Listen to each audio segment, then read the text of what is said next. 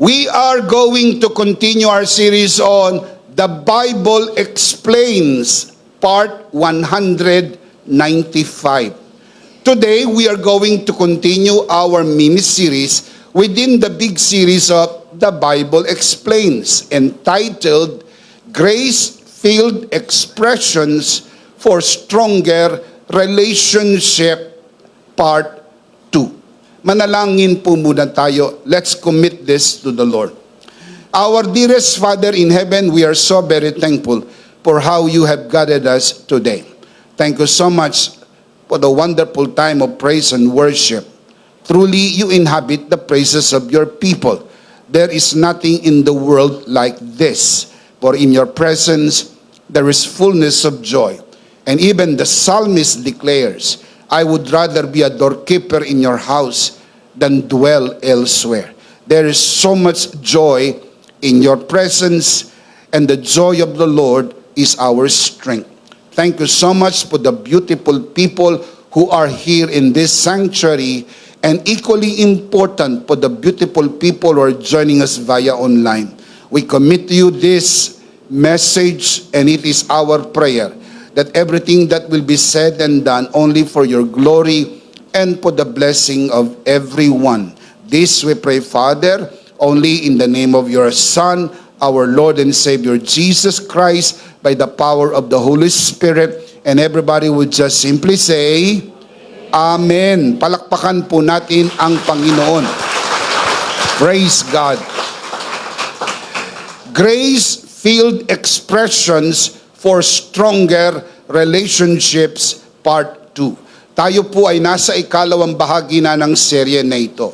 Nang sinimulan po natin ang series na ito, ipinaalala ko po sa inyo mga kabiyaya na tinatalakay po natin dito yung mga pangkaraniwang ekspresyon na ginagamit po natin as we relate with other people.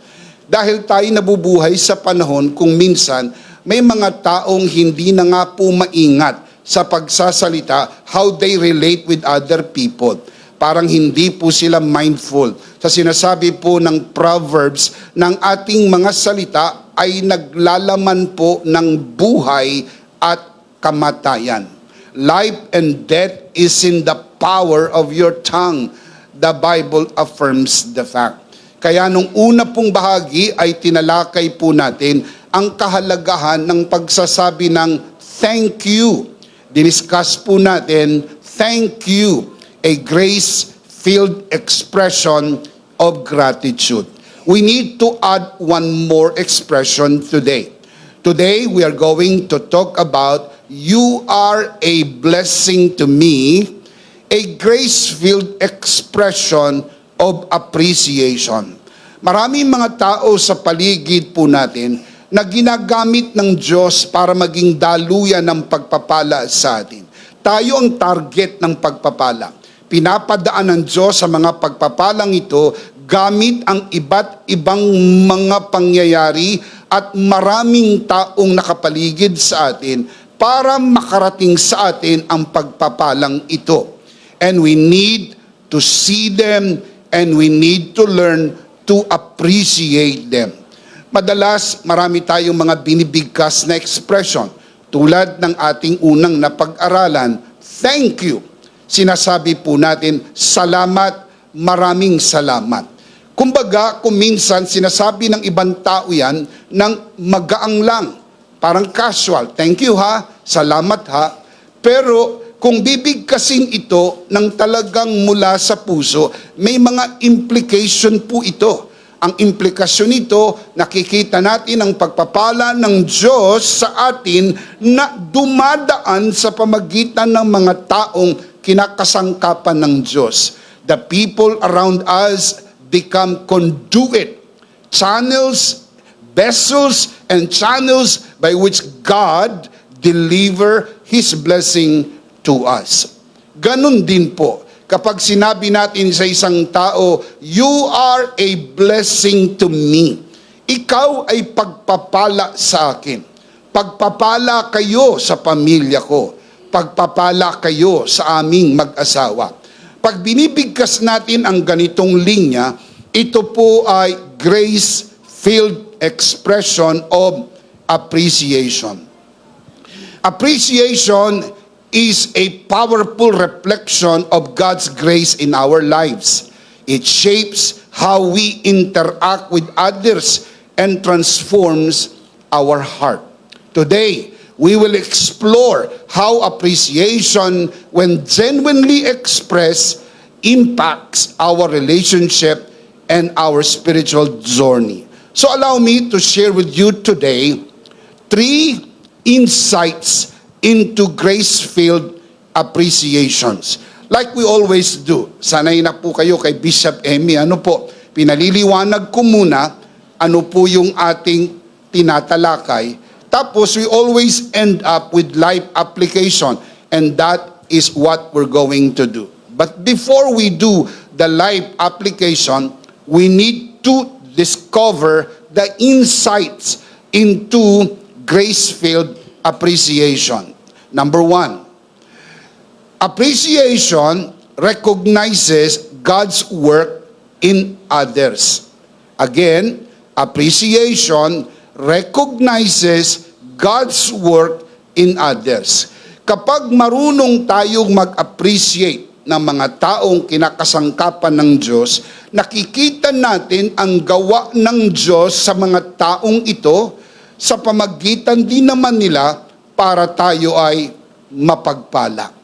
When we truly appreciate others, we are recognizing and honoring the work that God is doing in their lives.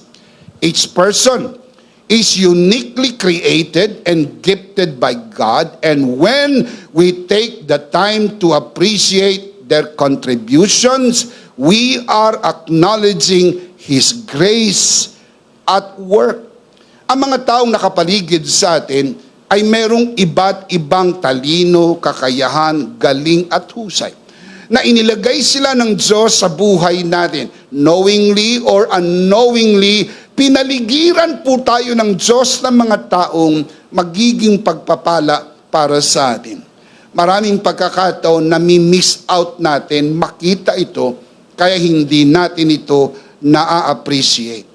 Whether it's their talents, their kindness, or the way they serve others, appreciation helps us see beyond the surface and recognize God's hand in shaping them.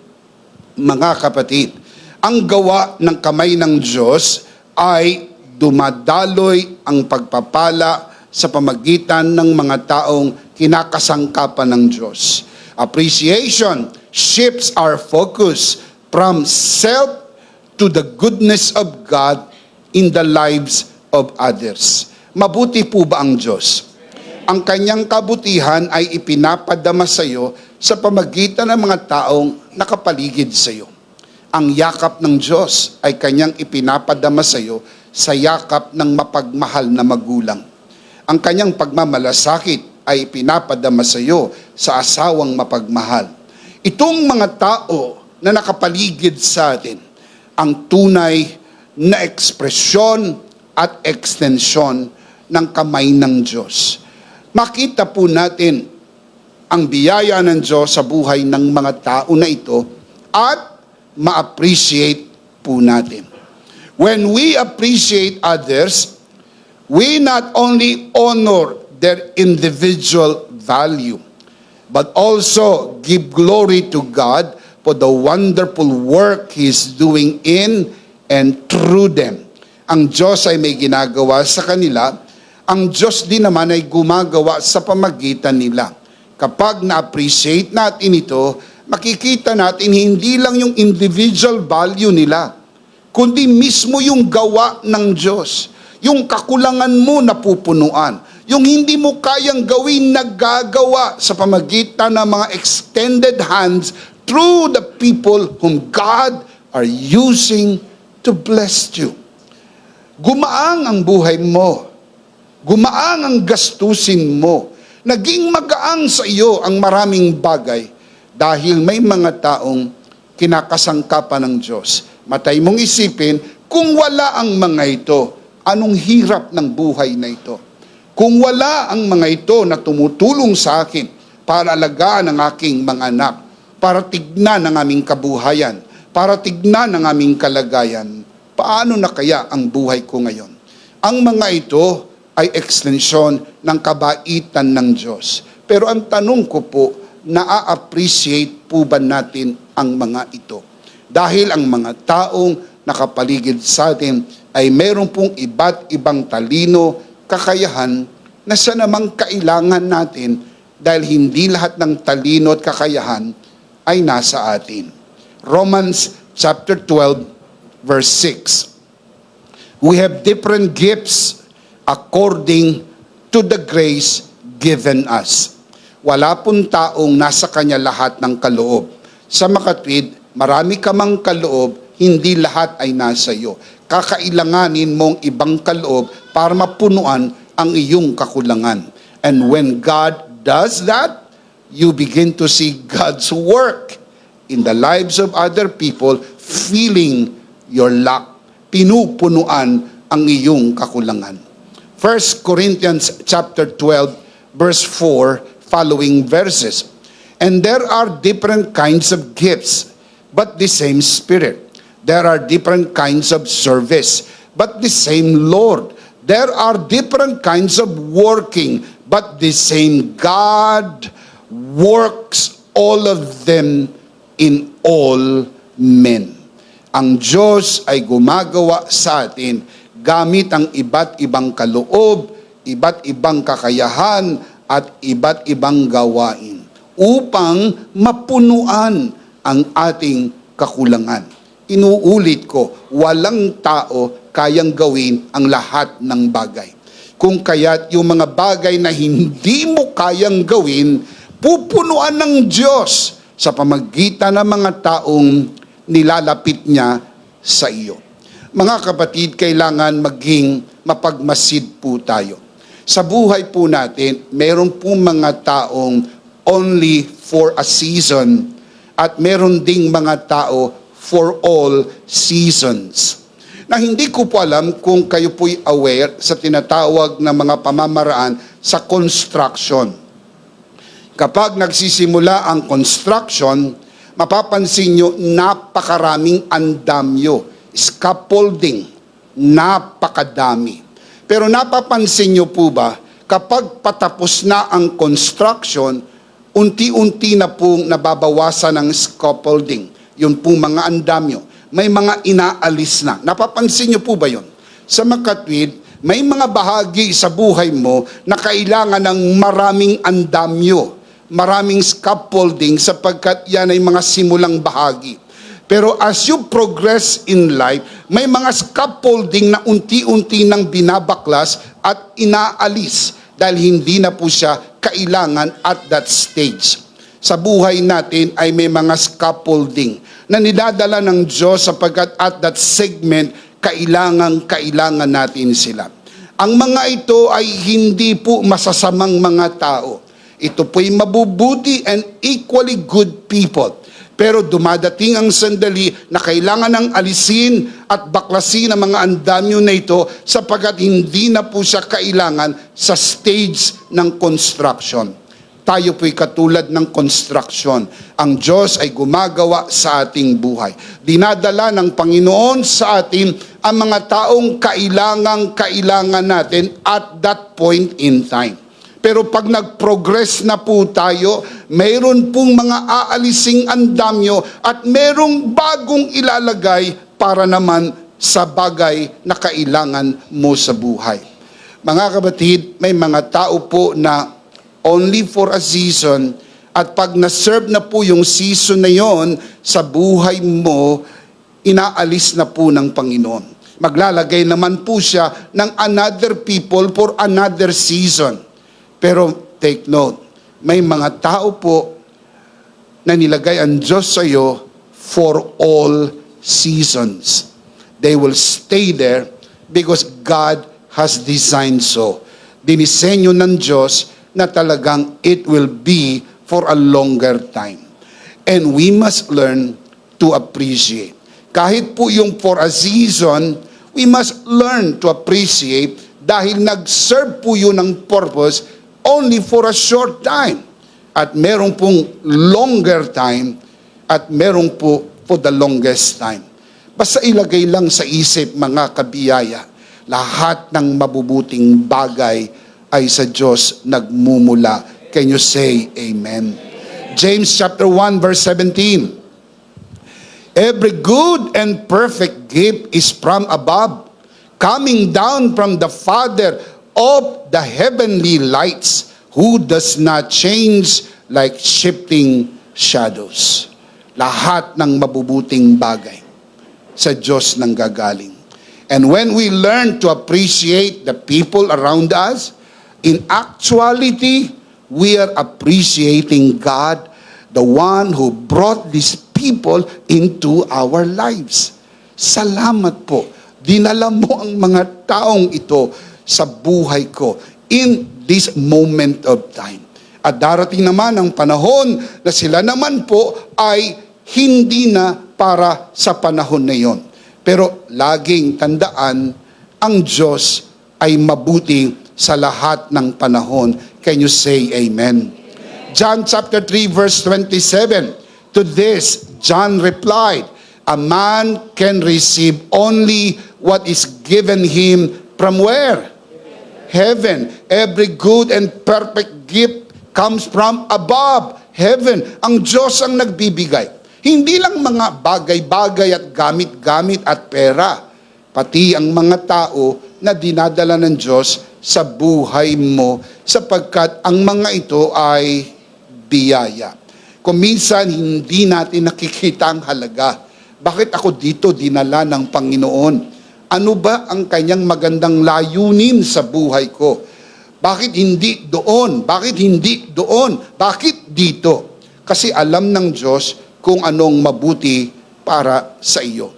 Can you say amen? 1 Corinthians chapter 4 verse 7, the Apostle Paul writes, for who makes you different from anyone else? What do you have that you did not receive? That is a powerful question, isn't it?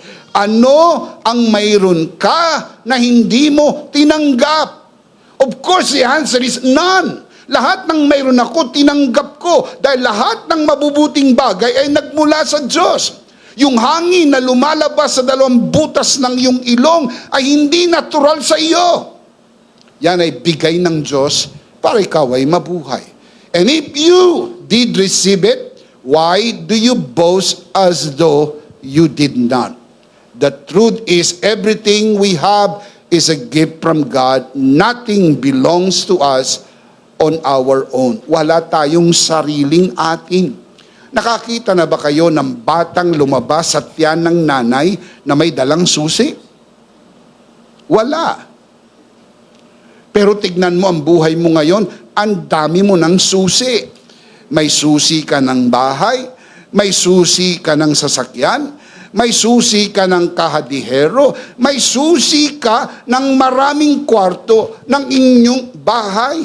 Pero nung lumabas ka sa tiyan ng nanay mo, wala kang susing dala. Meron ba kayo nakitang batang lumabas sa tiyan ng nanay na may dalang titulo ng lupa?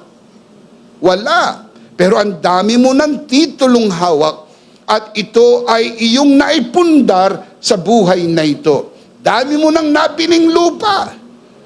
Pag nakakita ka ng lupa, binibili mo. May mga tao po, mga kapatid, kapag nakakita ng lupa, binibili. Sapagkat parang iniisip nila, ito'y investment eka, lupa, lupa, lupa.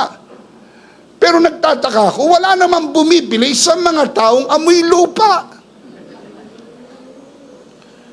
Di ba't mas maganda sana kung sila'y bilhin para gumaang naman ng buhay? Pero hindi. Ang dami mo nang naipundar. Saan galing yan? Ipakita ko po sa inyo sa Bible.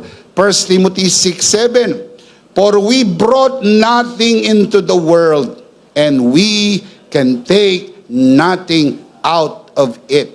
Pag nagpantay ang paa ng tao at pumikit ang mata, wala siyang madadala kahit anuman. Ang ataol ay pwedeng sobrang mahal, pero hindi ho yan madadala. Ang serbisyo ni San Pedro ay masyadong elegante, pero hindi ho yan madadala sa kabila. Hanggang dito lang yan sa lupa. Bakit? Sapagkat nang pumasok ka sa mundo, wala kang dala. Paglabas mo sa mundo, wala ka ring madadala. And look at your life now. Napakasagana na ng iyong buhay. Nakapundar ka ng bahay, nakapundar ka ng mga sasakyan, napag-aral mong yung mga anak, natulungan mong yung kamag-anak and incorporated, marami kang napaginhawa, natulungan mo ang iyong mga magulang, ito po'y magagandang mga bagay. Pero ang tanong ko, na-appreciate ba nila yung mga tulong na naibigay mo sa kanila? Yung panong hirap ka rin, pero pinagtatagpo mo para matulungan lang sila. Yung malayo ka, nagtatrabaho ka sa malayong lugar para lang makaangat din sila kahit papaano sa buhay. Na-appreciate po sana nila. Pero hindi po ang lahat. Kaya kailangan nating mapag-aralan paano ma-appreciate ang mga ito dahil hindi ho ito basta tulong. Ito po'y biyaya ng Diyos. Pinapadaan sa pamagitan nila dahil mahal ka ng Diyos. May biyaya ang Diyos para sa iyo. Amen. The blessings we receive from others are ultimately from the Lord. That is the point I am trying to get across to you. And when we appreciate these individuals as channels of His blessings, sila po'y conduit, sila'y tubo, sila po'y dinadaanan lang ng pagpapala. Pero ang Diyos talaga ang pinagmulan ng lahat ng pagpapala. Can you say amen? Number 1, appreciate these people na nilagay ng Diyos sa buhay mo. Appreciation recognizes God's work in others. Number 2, appreciation strengthens relationships. Kapag natutunan natin ang mag-appreciate, nagiging matibay ang relasyon. Mag-asawa man, pamilya o magkaibigan. Kasi po, yun po'y nagpapatibay ng relasyon. Na-appreciate mo yung sakripisyo ng asawa mo. Na-appreciate mo yung sakripisyo ng magulang mo. Na-appreciate mo yung tulong ng kaibigan mo. At nagiging mas maganda ang inyong pagkakaibigan, nagiging mas maganda ang inyong samahan, kasi po, ang appreciation nagpapatibay ng relasyon. When we take time to express appreciation, we not only affirm the value of those around us, but also create an environment of respect. Whether you realize this or not, when you appreciate the people around you, that is respect. Nirirespeto mo ang mga tao na nilagay ng Diyos sa buhay mo. How do you do that? By acknowledging someone's efforts or presence, we reflect God's grace, showing our honor and care for them as He does. Meron po bang malasakit ang Diyos sa atin? Of course. At yung malasakit ng mga tao sa paligid natin ay malasakit ng Diyos, pinapadaan sa pamagitan po nila. Yung yakap, yung pagmamahal, pagmamalasakit, para ipadama sa iyo, mahal ka ng Diyos. Pero hindi na-appreciate ng lahat. That is why it is important to learn how to appreciate. Mark chapter 14. Mababasa niyo po ang istorya kung saan si Maria ay naglingkod sa paanan ni Jesus. Hinugasan niya ang paa ni Jesus ng kanyang luha. Pinunasan ng kanyang buhok. Hinalikan ito ng paulit-ulit at binuhusan ng mamahaling pabango. Ang presyo ng pabango ay 1 taong sweldo. Nang humalimuyak ang bango sa loob ng silid, ito'y nakatawag ng pansin. Tumaas ang kilay ng iba. Ang iba'y nagsalubong ang kilay. At ang sabi, anong pagsasayang ito? Sayang ang pabango. Dapat sana ibinenta ang pabango at ang pinagbentahan ay ipinamigay sa mahihirap. Social service ba? Mga pumosong salita ng mga kandidato, tulungan ng mahihirap. Sayang ang pera na yan. Ibubuhos lang mamahaling pabango. Bakit hindi na lang Johnson's Baby Cologne? Bakit itong most expensive perfume? Mga kapatid, do you want to know how Jesus reacted? I'll show you the verse in a little while. Strangely, yun pong argumento ng mga nagsasabi, sayang, sayang, sana ibigay natin sa mahihirap. Sana binigay natin sa mahihirap. How did Jesus respond? I'll show you the verse. Mark chapter 14, verse 6. Following verses. Verse 6. Leave her alone. Tagalog, sabi ni Jesus sa mga tao, pabayaan niyo siya. Huwag niyo siyang pakialaman. Leave her alone, Jesus said.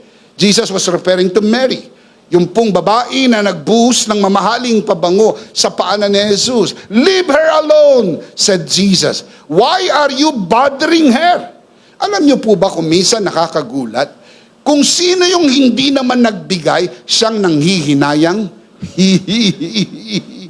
Yung nagbigay, hindi nanghihinayang. Kasi buong puso niyang ibinigay. Yung nakabalita, yung nakaamoy, yung nakarinig, oh, sayang naman yung binigay mo. Sayang naman. Dapat sana, ibinigay mo na lang yan sa mga dukha, sa mga taong nangangailangan, sa mga taong walang makain. Now, how did Jesus respond? Look at the verse. Why are you bothering her? She has done a beautiful thing to me. Look at the argument of Jesus. The poor, ito po yung ginagamit na argument ng mga nangihinayang, the poor you will have, the poor you will always have with you. And you can help them anytime you want, but you will not always have me. Tagalog, yung mga mahihirap, lagi niyong kasama. Kung gusto niyong tulungan, pwede niyo namang matulungan anytime you want. Ako hindi niyo laging kasama. Sa makatwid, not only does doing good matter, but also when we do it and to whom we do it. Hindi lang pala yung paggawa ng mabuti ang mahalaga eh. Kay Jesus, mahalaga rin kung kailan mo gagawin at kung kanino mo gagawin. Sabi ni Jesus, leave her alone. Why are you bothering her? She has done a beautiful thing to me. Verse 8. She did what she could. Yun ang importante. Gawin mo lang kung anong kaya mong gawin. Hindi pinagagawa ng Diyos sa iyo ang hindi mo kayang gawin. She did what she could. She poured perfume on my body beforehand to prepare for my burial. I tell you the truth. Not only na-appreciate ni Jesus yung ginawa ni Mary, meron po siyang commendation, meron siyang promise. I tell you the truth. Wherever the gospel is preached throughout the world, what she has done will also be told in memory of her. Just like what we did. Binanggit ko sa inyo yung kwento in memory of Mary. Mga kapatid, alam nyo kung i-rephrase ko po yung nangyari na ito, this is what Jesus said. Mary, I appreciate you. You are a blessing to me. Very simple. Si Jesus mismo, marunong mag-appreciate ng bagay na mabuting ginawa sa Kanya. Ang dami ng tao nakagawa sa iyo ng mabuti. Maraming tao ang patuloy na gumagawa ng mabuti sa iyo. When was the last time you say, thank you? I appreciate that. You are a blessing to me. Pagpapala po kayo sa buhay namin. Hindi ako nagtitigil magpasalamat sa Diyos na nakilala po namin kayo. I never cease to thank God that we have come to know you. You're such a beautiful family. You're such a beautiful person. Salamat, pinagtagpo ng Diyos ang ating landas. Nakilala namin kayo. Nabanggit na po ba natin yan sa mga taong nagpagaang ng ating buhay? Mga taong nag-refresh sa atin. Because that is what you call appreciation. Hindi lang po si Jesus ang nagpamalas nito. Even the Apostle Paul did the same thing with Aquila and Priscilla. I'll show you the verse.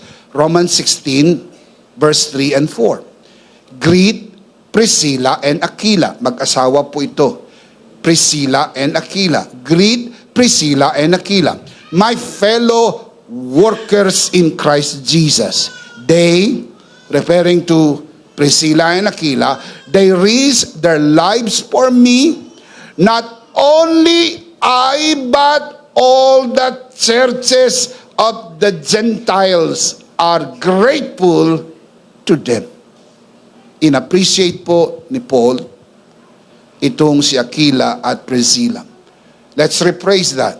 Paul said, Aquila and Priscilla, you are a blessing to me, and not only to me, but to the Gentile churches. Thank you. Yun po yung appreciation.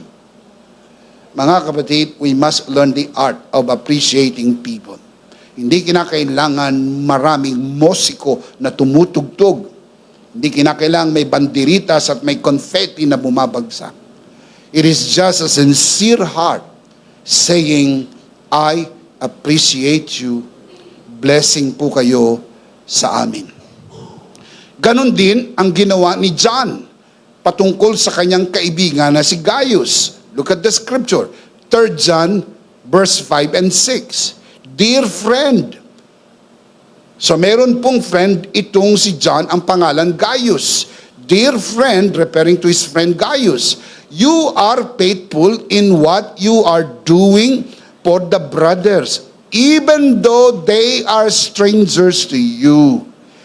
Look at verse 6. They have told the church about your love. You will do well to send them on their way in a manner worthy of God. Anong ginagawa ni John? Ina-appreciate niya po ang kanyang kaibigang si Gaius. I am sure may mga tao pong nakagawa sa inyo ng mabuti. Nakatulong para magkaroon ka ng magandang trabaho. Nakatulong para ma-promote ka. Nakatulong para kung nasaan ka sa oras na ito sa kalagayan ng iyong buhay. The Apostle John simply saying to Gaius, you are a blessing to me, my friend, and not only to me, but you are a blessing to the church. Thank you. Marunong tayo mag-appreciate, and that is beautiful. I can give you more examples. Pero ako'y naniniwala, itong examples na binigay ko kay Jesus, kay Paul, at kay John, I believe sapat na po ito para lang establish ko yung fact na ito'y biblical. Ang marunong tayo mag-appreciate at nagpapatibay ito ng relasyon. Naging maganda ang relasyon po ni Maria sa ating Panginoong Hesus. Bakit? Sapagkat ang tagpong yon ay hindi po una at huli. Ang unang babae na naging ebanghelista para ipatutuo ang muling pagkabuhay ni Jesus, walang iba kundi si Maria Magdalena. Mark chapter 16. Itong si Priscilla at Aquila ay naging faithful partner ni Apostle Paul. Itong si Gaius ay naging kaibigan, partner and supporter ni John. Ano po ang nagpaigting ng kanilang magandang relasyon? Appreciation. Gaganda ang pagsasama nyo mag-asawa kung ma-appreciate mo yung ginagawa ng bawat isa. Gaganda ang relasyon nyong magkapatid kung ma-appreciate mo yung support ng kapatid mo sa iyo. Gaganda ang relasyon niyong magkaibigan kung nakikita mo yung mabubuting bagay na ginagawa niya at na-appreciate mo. Can you say amen? Number 2, appreciation strengthens relationships. Number 3, appreciation demonstrates humility. Appreciation demonstrates humility. Appreciation demonstrates humility by recognizing that everything we have, including the blessing we receive from others, is a gift from God. Yung pagpapalang ibinigay ng tao sa atin, galing talaga kay Lord. Hindi naman galing sa Kanya yon. Kay Lord. Pinadaan lang po sa Kanyang kamay. Kasi kung hindi naman siya pinagpala ng Lord, nakinig po, wala rin naman siyang maibibigay sa iyo. Naunawaan niyo po yun.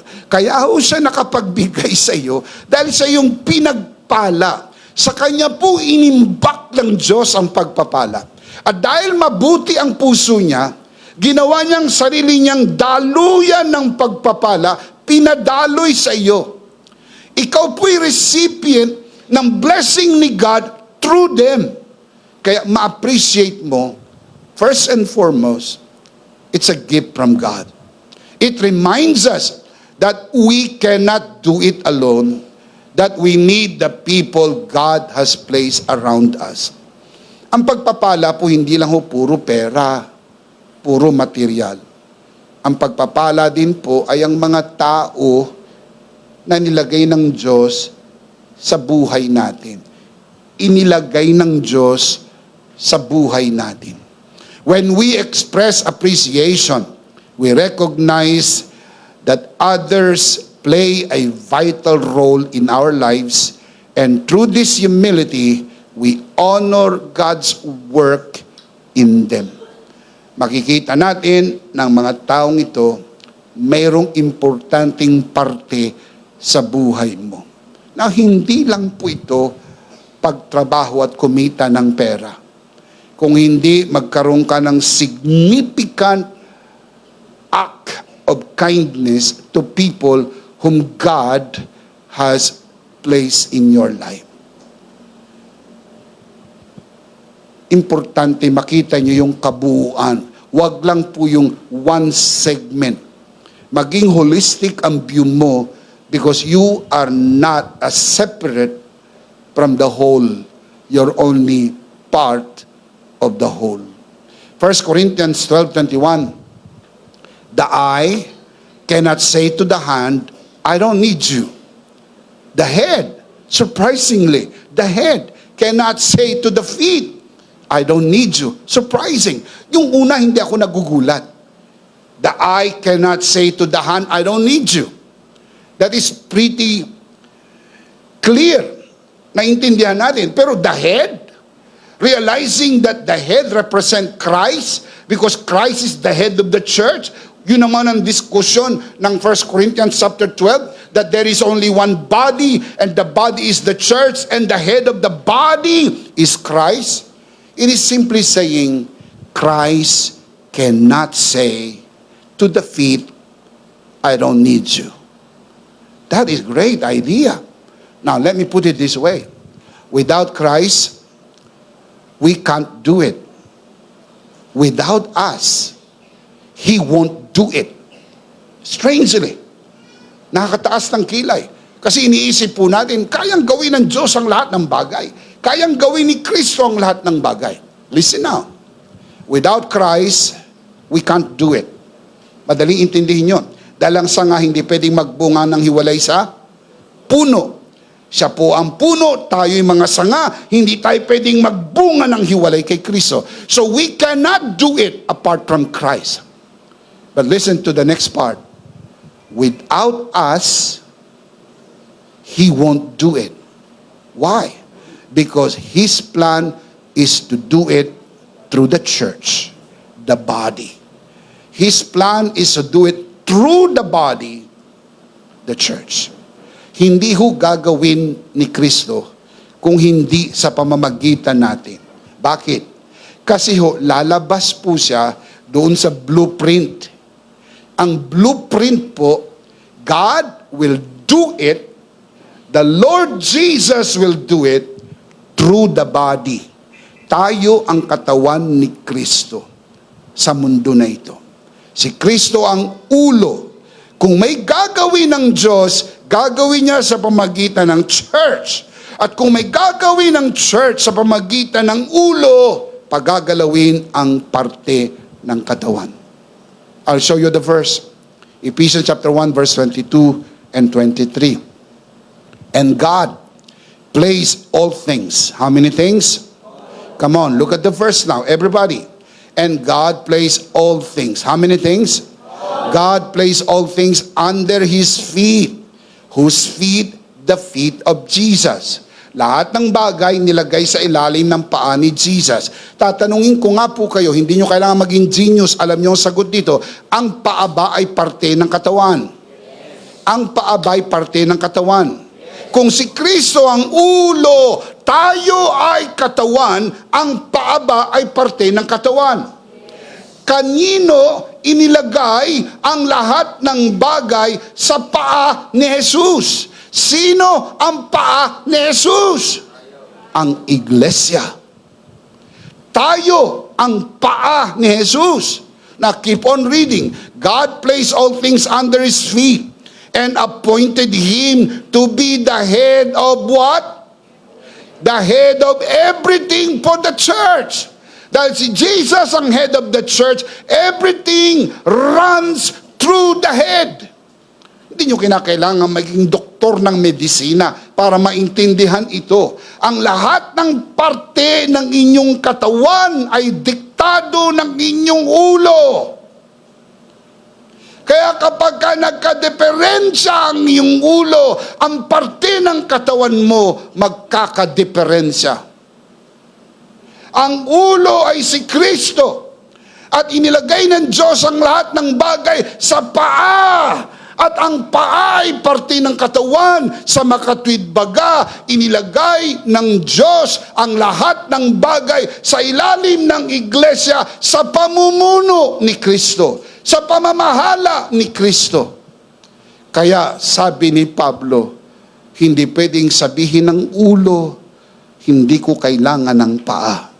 Tatanungin ko kayo, kailangan ba ng ulo ang katawan?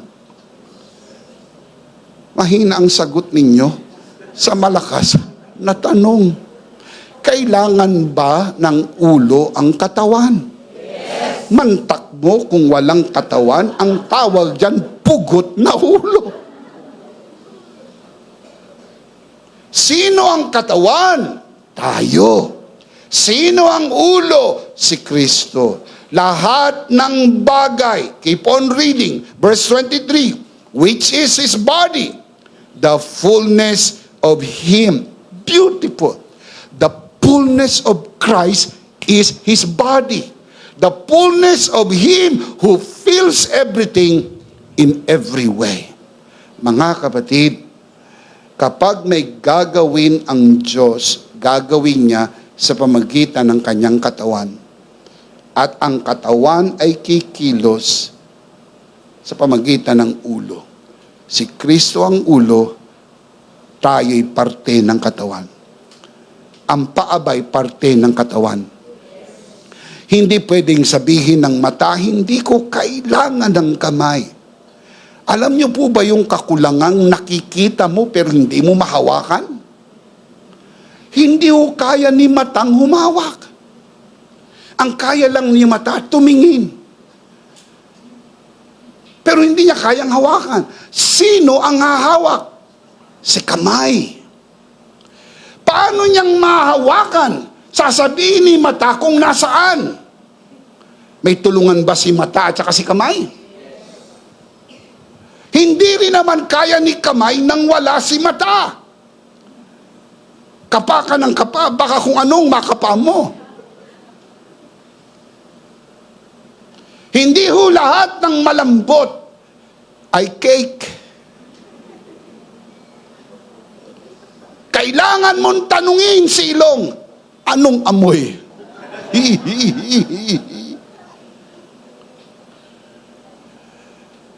Naunawaan niyo po bang larawan ay pinipinta ko sa canvas ng inyong mga kaisipan?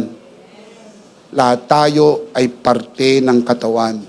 Walang parte na hindi mahalaga. May parting pansinado, tulad ng mata. Kaya ang ganda ng mata niya. See? Tulad ng ilong, pansinado yan. Wow! Ganda ng ilong! Manang-mana yung ilong ng anak doon sa ina. Ganda! Ang tenga hindi masyado. Dahil pag mahabang buhok, pwede naman takpan. Maraming magagandang babae ang muka pero hindi pantay ang tenga. Kaya hindi ho yan nagmamaiksi ng buhok o hindi nagpo-ponytail. At wag ka rin masyadong kasi siguro dahil baka wala yung tenga. Oh, you see? Gandang tignan. At wag ka rin masyadong kasi siguro, lalo na kung Facebook, baka nadali ka ng filter. Kaya dapat personal mong makita. Hindi pwedeng aasa ka lang sa Facebook. Bawat parte mahalaga. Merong napapansin. Pero ang balahibo sa ilong hindi napapansin. Walang nagsabi, ang ganda ng balahibo sa ilong. May nagsabi na? Wala. Pero ang balahibo ba sa ilong ay parte ng katawan? Opo. Filter po yan. Ang filter hindi lang sa Facebook nakikita. Pero yung iba dahil nakatago, nagpapakita. Tawag dyan epal. Sumisilip ba? So ang pinakamaganda mong gagawin, ibabalik mo lang siya. Tapos medyo kakalmahin mo. Easy ka lang. Pero yung iba, pagka sumilip yan, binubunot. Ang gagawin po niya, nahawakan, tapos bobuelo pa yan. Nabunot na, tinitigan pa ng masama. Tapos tinapon. Parte ng katawan yon. Mga kapatid, you miss the appreciation na ginagampanan ng filter ng balahibo ng iyong ulong para maproteksyonan ang baga mo. Kaya humina ang baga mo dahil wala ka ng balahibo sa ilong. Binunot mo lahat. Tumutubo pa lang, inaahit mo na. Dahil ayaw mo na may balahibo sa ilong. Tanong ko sa inyo, kung wala huyang gamit, bakit ito inilagay ng Diyos yan? Nandyan po yan. Dahil meron niyang gamit. Ganon din sa katawan ni Kristo. Hindi lahat tumatayo sa likod ng pulpito. Hindi lahat nakikita. Pero lahat mahalaga sa katawan ni Kristo. Lahat tayo ay bahagi. Can you say amen? Ephesians chapter 3 verse 10 to 11. Look at the purpose of God. Look at the intent of God. And His intent was that now, today, at this time, now, through the church, the manifold wisdom of God should be made known to the rulers and authorities in the heavenly realms. How? Through the church. Ang intensyon ng Diyos, gamitin niya ang kanyang church ngayon. Tayo ang church. Kaya tayo ang kasangkapan ng Diyos para ipatupad ang kanyang layunin sa mundo. At ang layunin ng Diyos ay maliwanag, ikalat ang mabuting balita ng mensahe ng kaligtasan sa buong mundo.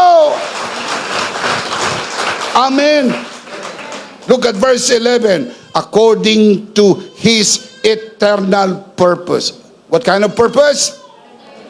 Hindi magbabago ang purpose nito, which He accomplished in Christ Jesus our Lord. Who is Christ Jesus? He is our Lord and He is the head of the body, which is the church. Kaya tayo po ay mahalaga sa katawan ni Kristo.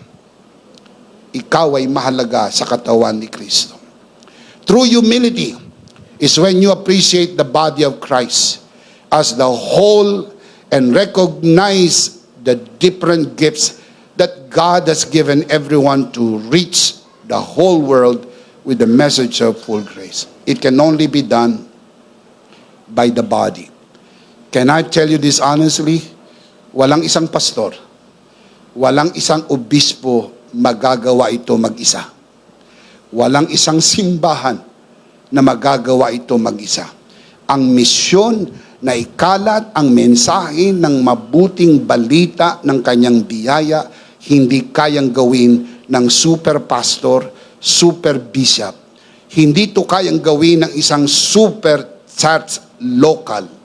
Ito'y magagawa lang ng pinagsama-samang mga kapatiran at kabiyaya na bumubuo ng katawan ni Kristo sa kabuuan sa buong mundo upang ikalat ang mabuting balita.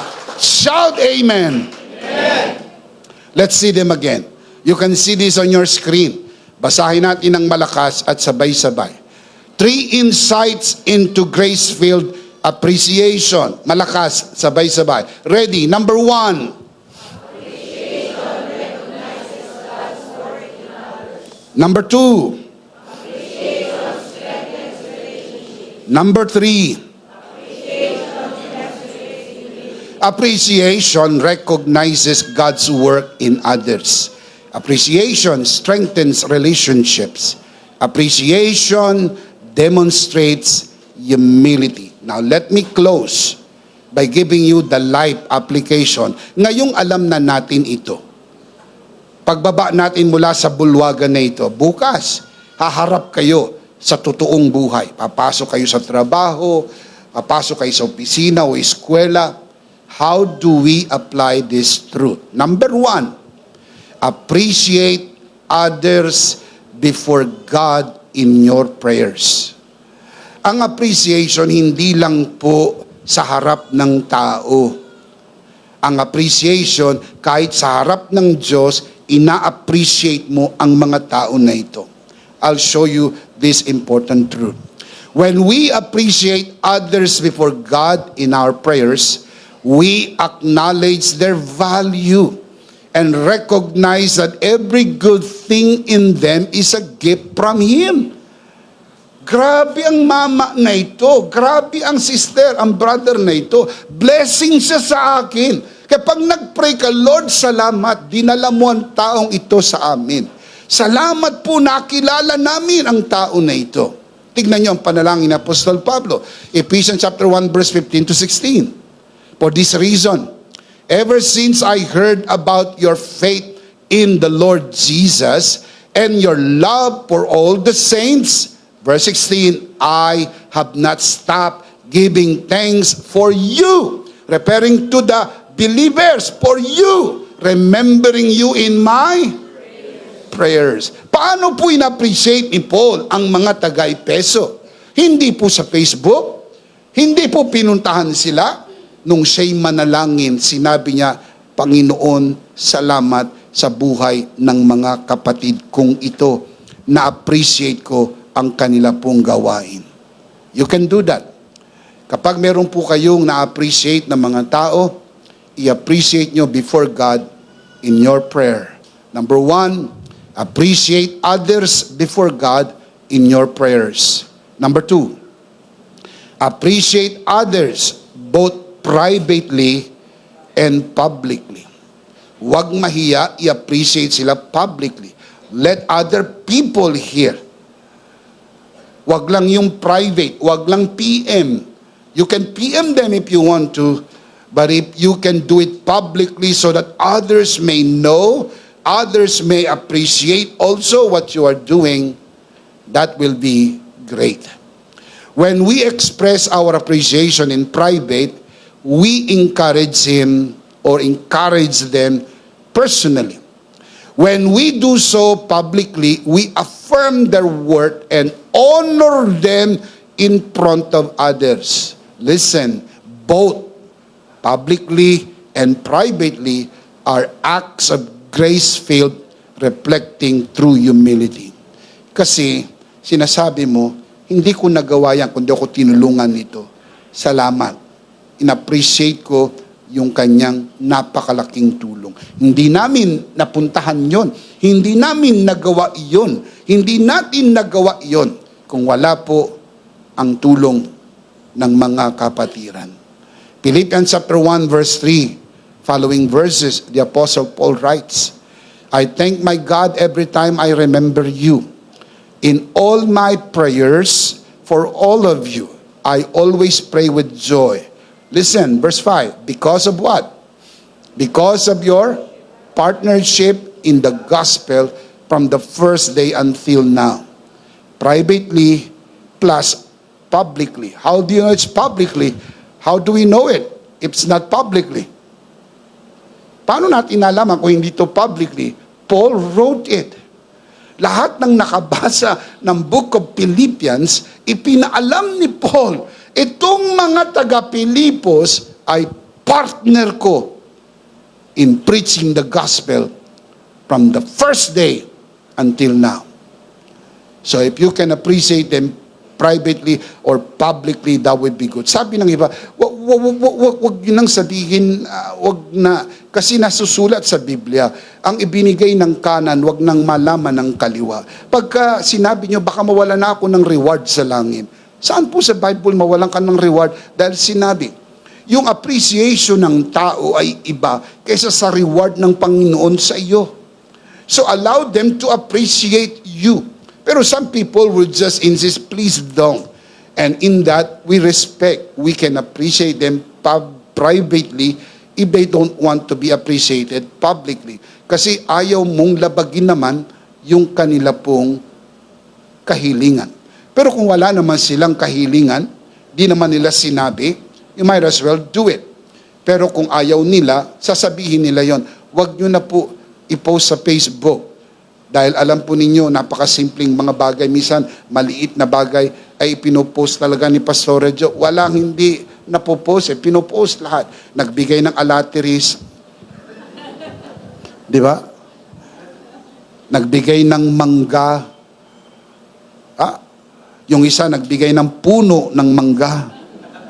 Hindi ako nagbibiro. May nagbigay ho sa amin ng 5 puno ng mangga. See? So, yung iba, mangga ang binibigay. Yung iba, puno ng mga mangga ang ibinigay. 5 puno. Paano mong uubusin ng 5 puno ng mangga? Bago mo maubos ang 5 puno ng mangga, meron ka ng bungang araw. Minsan maliliit na bagay, minsan malalaking bagay. Sabi ng iba't ba pinopost ni Pastor Joe, upang publicly, we want to appreciate these people na maliliit na bagay o malalaking mga bagay. Pero meron pa ring mga hindi pinopost dahil abot ang pakiusap. Wag po. Dahil yung iba manghihingi din. Ayaw ipala. Dahil pag nalaman, makasabihin, bakit sila? Bisa, binigyan nyo, kami hindi. So wag na raw. But sila, Pastor, binigyan nyo, kami ay hindi. Well, that would pose a problem, and in that, we respect. Pero ang importante, wag i-miss out, i-appreciate, dahil lahat ng mabuting bagay galing sa Panginoon. Palakpakan si Lord. Amen. Number 3, I'll close with this. Appreciate others in words and in kind. In words and in kind. Appreciating others in words and in kind reflects God's grace in our lives. While words of encouragement uplift and affirm, action of kindness show the depth of our care and love. Yung iba po, hindi talaga masalita, pero meron namang aksyon. Yung iba po, puro salita. Walang aksyon. Pero mahalaga pa rin, dahil yung salita rin naman po ay aksyon sa kanyang sarili. Yung iba naman po, may salita na may aksyon pa. Anong ibig sabihin? Malaya ka kung paano mo i-express ang iyong appreciation. Both forms of appreciation, privately or publicly or even words or in kind, honor others and demonstrates Christ's love working through us. I'll show you the verse. Galatians 6:6, the Apostle Paul writes, anyone who receives instruction in the word must share all good things with his instructor. So the way you appreciate your teacher is by sharing your blessing. Yan po ay in kind. Not everybody can do that, but if you can do that, that is a way of appreciation. Yan po ay nasa Bible. Now, dahil nasa Bible po yan, kailangan po nating ituro sapagkat yan po hindi nagagawa ng iba dahil hindi po naituro sa kanila. At yan ay nasa Biblia. 1 Timothy chapter 5 verse 17. The elders, referring to the pastors, who direct the affairs of the church well are worthy of double honor. Not just honor, double honor, especially those whose work is preaching and teaching. Yung mga pagtuturo, natututunan po natin at pinaniniwalaan natin, nagbabagong direksyon ng buhay natin. Ngayon, kaya mo nang maniwala. Dati mahina ang loob mo. Ngayon, naniniwala ka na dahil sa mga natututunan mo. Ngayon, alam mo na pinagpala ka at pinaboran. Dahil kinumpisan mo, pinanindigan mo, ginawa ng Diyos sa iyo, iniangat niya ang iyong buhay. Pero hindi mo ba naisip kung kailan nagsimula ito? Nagkaroon ng transition nung natutunan mo na ikaw ay charito, blessed, and highly favored. Hindi mo na kailangan limusin ang pagpapala ng Diyos. Hindi mo kinakailangan ipakiusap ang pagpapala ng Diyos. Ang pagpapala hindi premyo. Ito po'y regalo ng tinapos na gawa ni Kristo.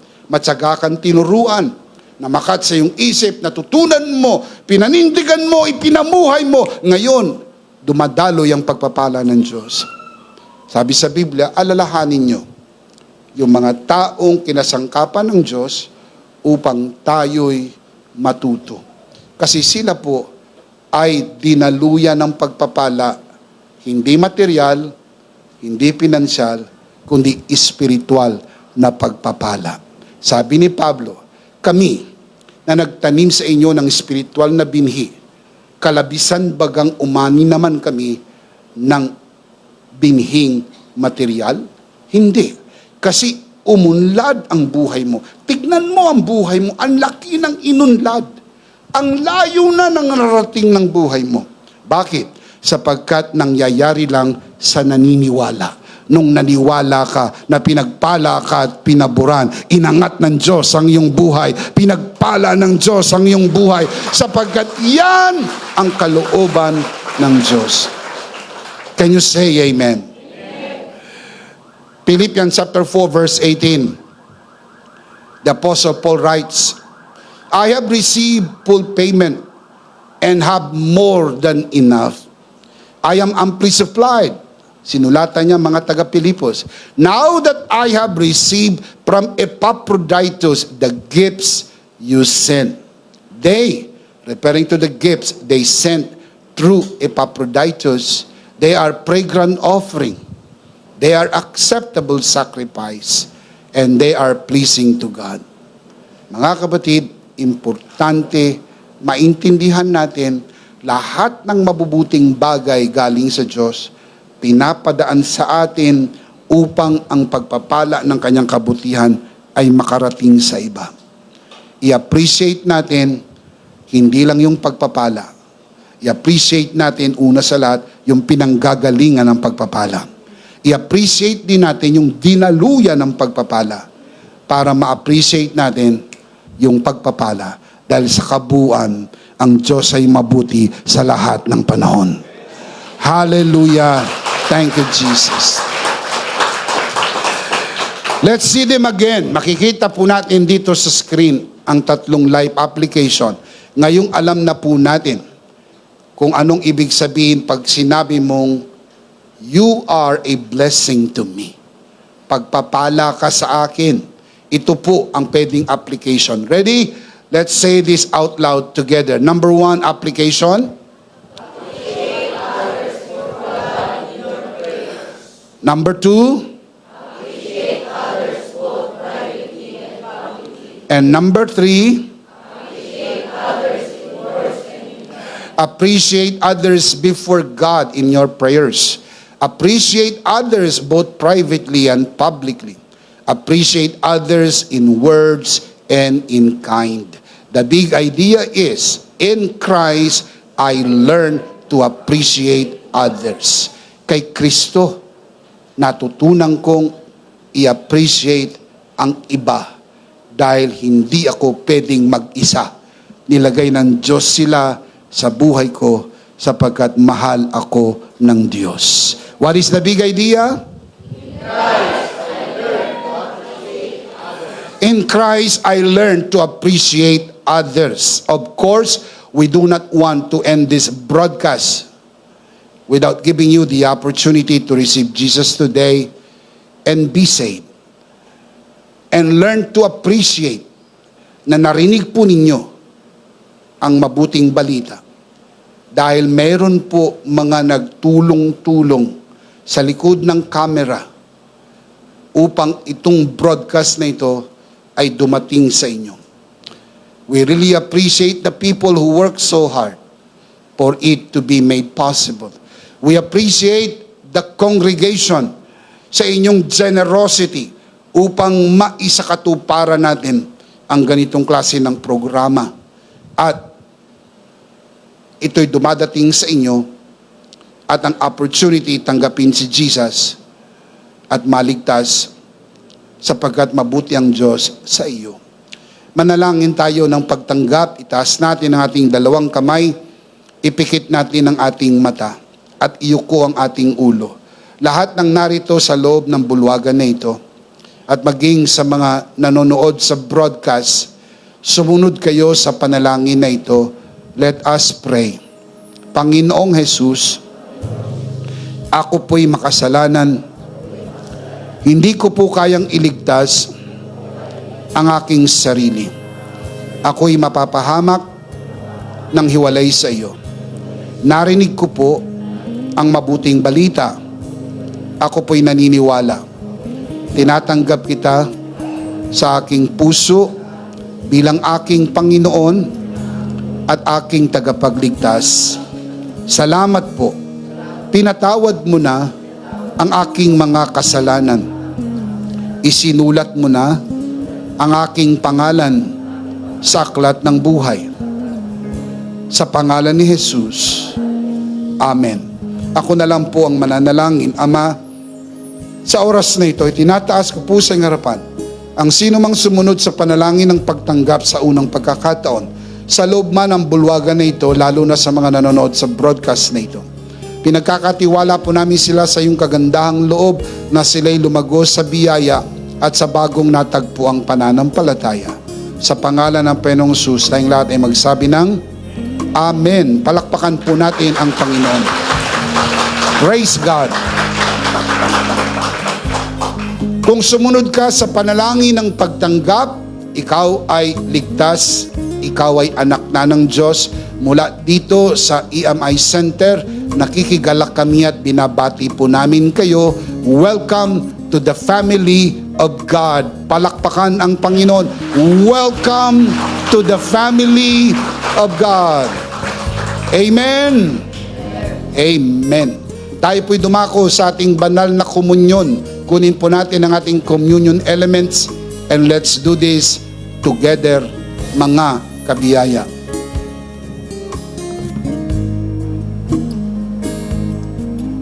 Alright, let's do this together, mga kabiyaya. Hawak po natin ang pinakamakapangyarihang simbolo ng tinapos na gawa ni Kristo sa krus ng Kalbaryo. Itong aral na tinanggap ko sa Panginoon at ngayon naman ay binibigay ko sa inyo ng gabing siya'y pagkanuloy dumampot siya ng tinapay. Kanyang pinagpira-perso at kanyang sinabi, ito ang aking katawan na pinagpira-perso dahil sa inyo. Gawin niyo to bilang pag-alaala sa akin. Sabay-sabay po natin gawin.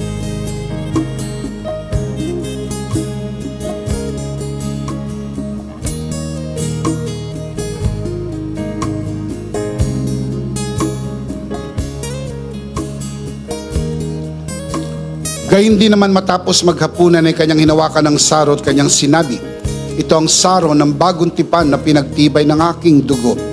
Gawin niyo to bilang pag-alaala sa akin. Sabay-sabay po natin gawin.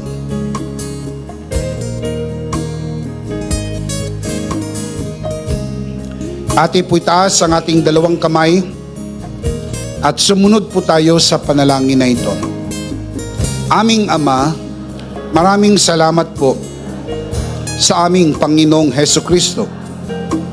Panginoong Hesukristo, maraming salamat po sa iyong banal na dugo na iyong itinigis sa krus ng Kalbaryo. Dahil po dito, lahat ng aming kasalanan ay iyon ang pinatawad. Maraming salamat po sa iyong katawan na nabugbog at nasugatan. Dahil po dito, lahat ng aming sakit ay iyon ang pinagaling.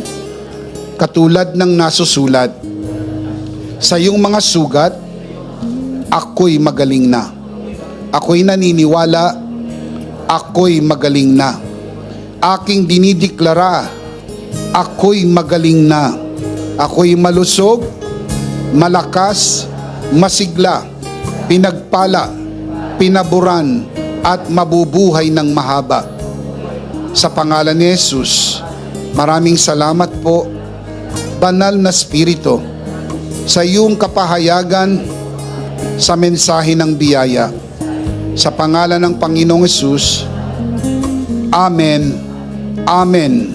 Palakpakan po natin ang Panginoon. Praise God. Isang beses pa, malakas, sabay-sabay, ano po ang big idea? One more time. In Christ, I learn to appreciate others. Are you in Christ? Now you learn to appreciate others because everyone is important. Can you say amen? Last of all, let me speak to your heart, you who are watching this broadcast. If this broadcast has blessed you, and if not asking too much, I would like you to bless this ministry with your love offering so that together we can reach the world with the message of full grace. And from the bottom of our hearts here at EMI, we would like to say thank you for giving to the Lord.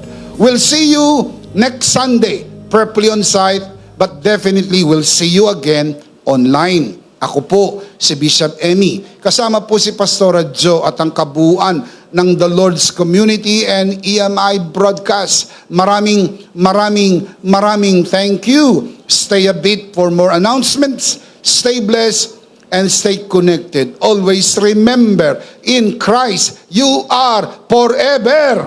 Charito! Charito!